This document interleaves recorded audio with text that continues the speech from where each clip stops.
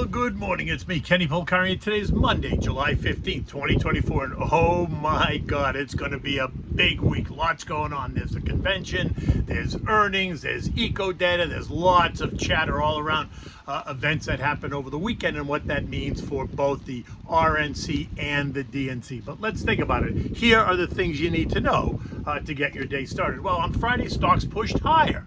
Bank earnings began and they were mixed, right? Traders, as usual, taking money off the banks, right? They run them up prior to the earnings and then they take money off once the earnings come out. We got Goldman Sachs, Bank of America, and Morgan Stanley all due out today and this week. Eco data this week is going to probably be overshadowed by the RNC convention taking place in Milwaukee, Wisconsin.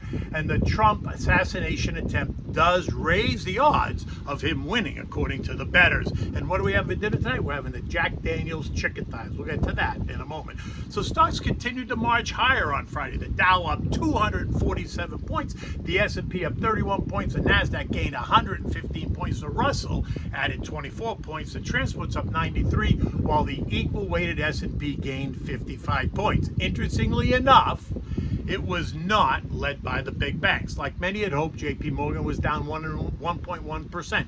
Citibank down 1.8%. Wells Fargo down nearly 6%. Both Citibank and Wells Fargo suggest that costs will be higher than many analysts has anticipated. Wells Fargo reported profits of $4.9 billion, down 1% year over year, while adding that net interest income was also going to be down about 8%. Citigroup, in the middle of another restructuring, noted that costs will be higher for them due to a series of regulatory penalties as well as higher restructuring costs. Expenses were down 2% this quarter, but are expected to be at the higher end of the range by the end of the year, between 53.5 and 53.8 billion. Recall that in 2023, expenses were 56.4 billion.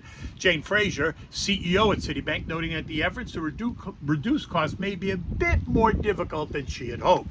And at JP Morgan, traders do what they always do. They take it up prior to the announcement and then take money off the table on the day of, only to see JP Morgan trade higher in the days following. This morning it is quoted up about 0.7% in the pre-market. Jamie did not disappoint, as he never does. Profits exceeded expectations on the top line. It did include a one-time $7.9 billion gain in exchange of JP Morgan Visa shares in a previously announced deal. Fees from investment banking surged past the estimate, rising by 50%. Sales and trading up 21%, while net interest income did rise by 4%. But was a little bit lower from a year ago. They also added money to their loan loss reserve account, something I always point out, suggesting that they continue to see a number of issues on the horizon that could cause defaults to rise. Multiple inflation forces continue to be a problem, large deficits, ongoing infrastructure needs, remilitarization of the world, and a very contentious U.S. election. He also expects inflation and interest rates to remain higher for longer, contrary to now what the market expects, and contrary to the CPI and PPI data that we saw last week.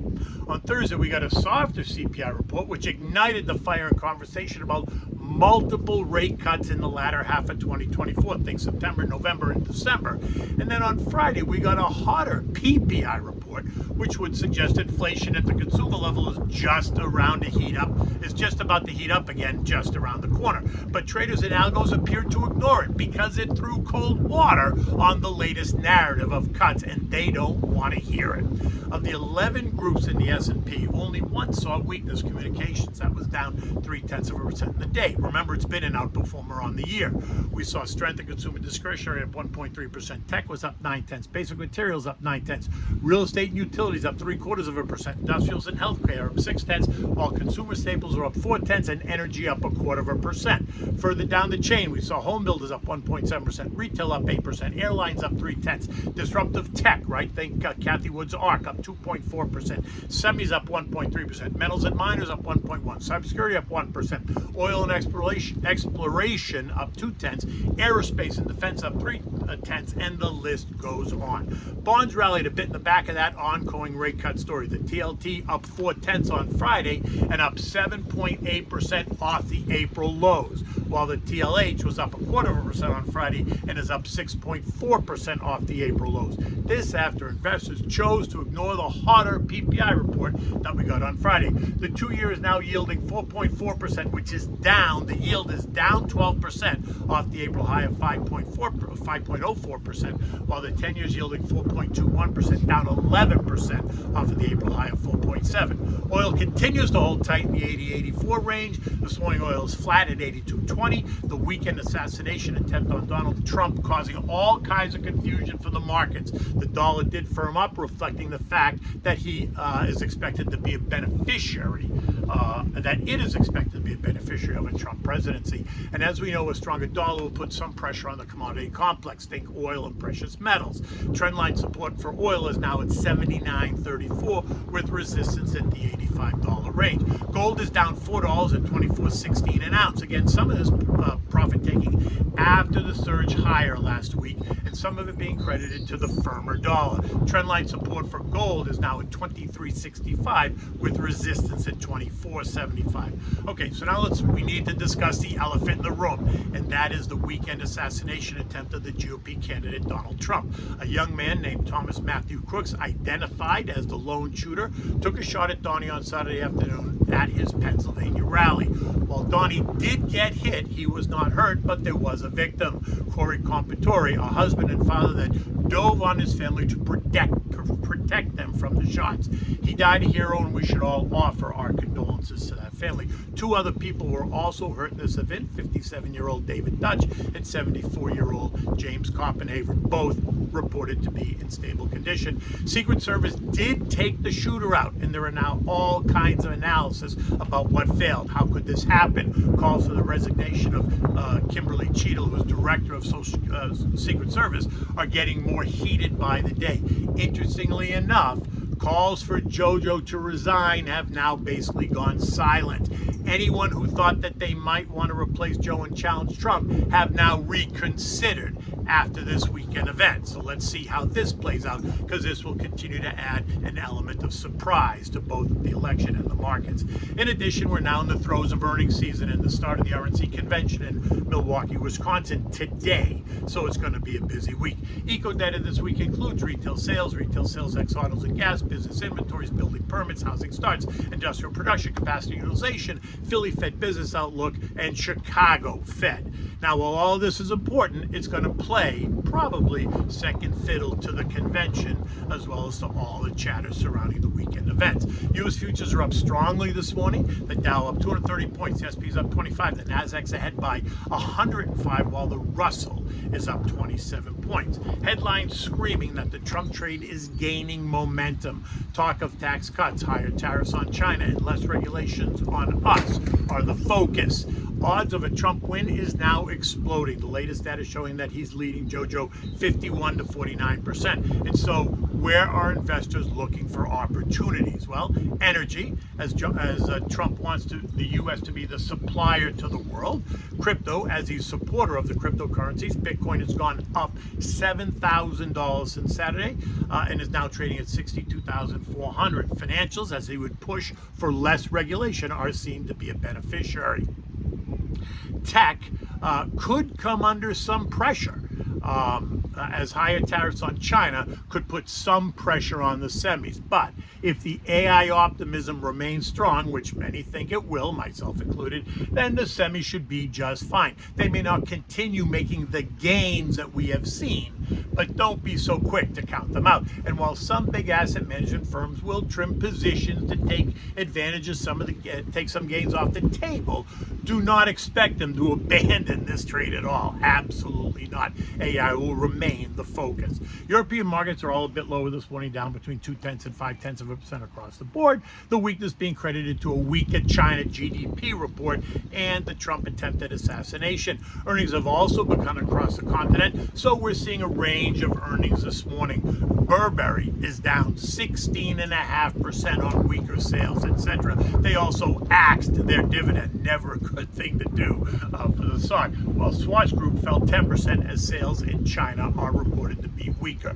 Goldman Sachs reported and they crushed it. The stock was up 1% in the moments after the report, but has since gone in reverse and is now down about 0.4%. Remember, they took Goldman up 17.5% since April, so during this quarter, and it's up 24% year to date. So taking money off the table, like they did to JP Morgan, is typical. If you're a long-term Goldman Sachs investor, watch what happens and take advantage of any substantial weakness, if there is any real substantial weakness. 0.4% is not substantial. The S&P closed at 56.15, up 30 points on Friday, and this morning it appears as if we're only going higher. On July 10th, we closed at 56.33, which was the high, and if futures remain strong this morning, we're going to blow right through that on the opening bell. Again, this means you need to have a plan as a long-term investor. Avoid making those FOMO decisions during earnings season, and do not make them based on every headline, positive or negative. Talk to your advisor and tweak only where necessary. Remember, we're in the final innings of this election cycle. This week we have the RNC convention, and next month we're going to get the DNC convention. As a long-term investor, the focus remains on the long term. Call me to discuss a game plan, because as you know, I'm always happy to help you create long-term gains and generational wealth. Okay, so what do we have for dinner tonight? We're having the Jack Daniel's chicken thighs, and these are delicious. For these, you need chicken thighs. I prefer them on the bone, but you can use off the bone. You can also, you need them, brush them lightly with peanut oil and season them with salt and pepper. For the sauce, you need a half a cup of soy sauce, 4 tablespoons of vinegar, a half a cup of Jack Daniel's, a half a cup of brown sugar, 3 scallions, grated ginger, maybe like a tablespoon, 4 garlic cloves smashed and chopped.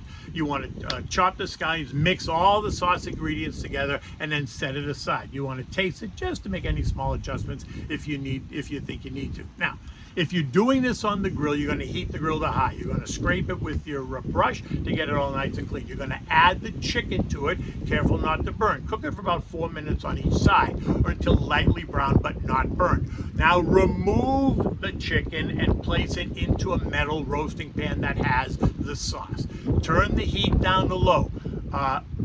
Return the pot that now has the chicken and all the sauce, return it to the grill, right? Leaving the chicken in the pan on the grill. Capiche? Now, stirring the chicken pieces to coat it well with the sauce. Continue to cook until the sauce is reduced to all but a glaze on the chicken. Remove and serve. Now, if you're doing this in the house, then heat up a saute pan to high, add a bit of the peanut oil, add the chicken pieces until they're lightly brown. Now, reduce the heat and then add the sauce to the pan on the stove. Cook it until until it's, like I said, the glaze is the only thing that's left, and then serve it immediately. Serve this with a large mixed green salad and maybe a favorite vegetable of your choice, or maybe a wild rice, or something else that that you'd like to have with this. Anything really works well. It's an easy meal to make. It'll become a family favorite. Enjoy this out on the deck with the beautiful weather. Look at this. The sun is out. It's a little bit cloudy, suggesting that maybe we're going to get a little bit of spitting here in the afternoon, but we'll see what that means for the markets and investors in general. Until tomorrow, I am Kenny Polcari. Take good care.